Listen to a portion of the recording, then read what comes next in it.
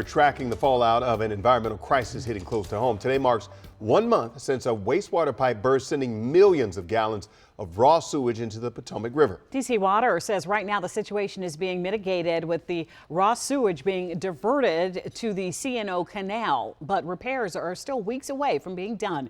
And local leaders say time is of the essence and are now pressuring the federal government for financial assistance. Jess Arnold is live in Georgetown with what specifically local leadership is asking for. Jess.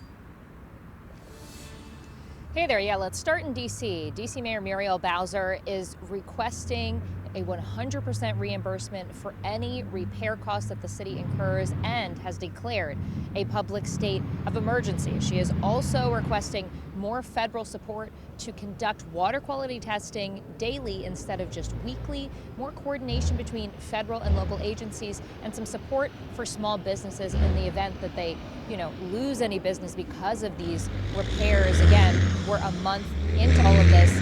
Meanwhile, in Maryland, Governor Wes Moore is firing back at President Trump's accusations that he is responsible for the disaster.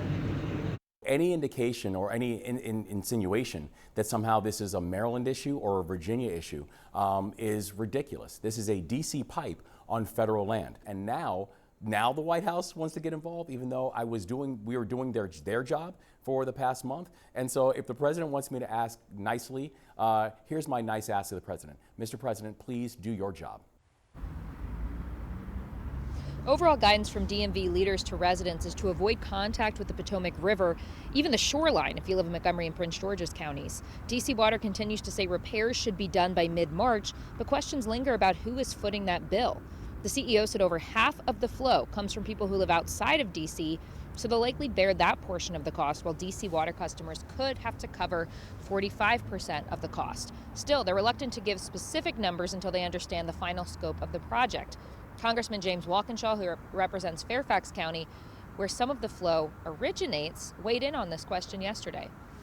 This particular stretch of the Potomac Interceptor has been slated for replacement and improvement by DC Water. They had already begun planning and budgeting for that. I think there's a very open and fair question about what the remediation, the cleanup here will cost and who will bear those costs. I certainly don't want to see that passed along to ratepayers in our region.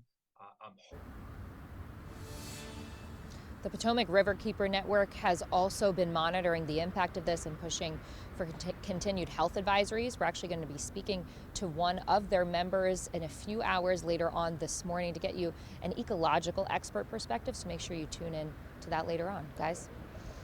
Jess Arnold, thank you very much. And we will continue to follow every angle of this story and how it's impacting our community, including that interview that's coming up later this morning from the Riverkeepers. And you can stay with us for updates on air, online, and streaming free on WUSA 9+.